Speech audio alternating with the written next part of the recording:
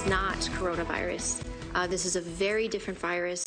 We know this virus. Hantaviruses have been around for quite a while, but I want to be unequivocal here. This is not SARS-CoV-2. This is not the start of a COVID pandemic. This is an outbreak that we see on a ship.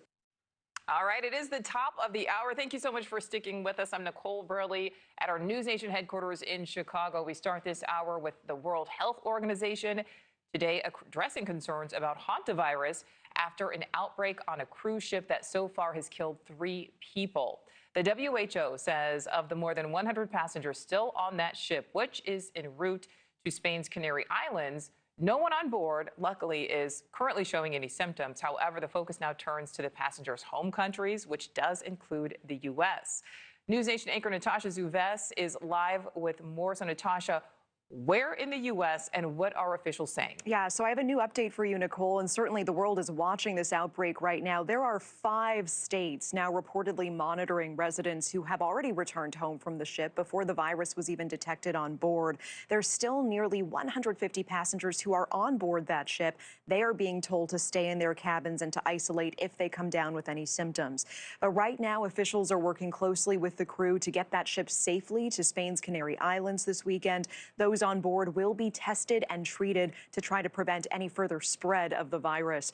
Now, the press conference today comes after 3 people had to be evacuated off the ship on Wednesday, including the ship's doctor. There have been 5 confirmed cases with 3 more suspected cases, and you mentioned 3 deaths so far. The epidemiologists maintaining the public risk, they say, is low at this time, but they are warning there is this 6-week incubation period where more infections can surface.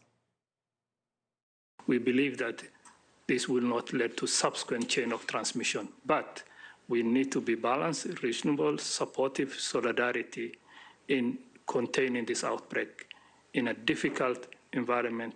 So that ship is expected to dock on the islands this weekend, and you can imagine what it's been like for the passengers trapped on that ship. Crew officials saying that they believe the morale of those on board has been lifted now that they're at least moving through the water again, but still a scary situation, Nichole. Oh, absolutely. So there were reports of Americans on board. How are epidemiologists working with U.S. health professionals? So the WHO says it is working closely with 12 countries where people already disembarked before the virus was even detected, and that includes the U.S. Health officials in Georgia, California, Arizona, Virginia, and Texas reportedly watching these individuals to make sure that they don't develop any symptoms. Now, fortunately, so far, none of them are showing any signs of sickness who are already here in the U.S.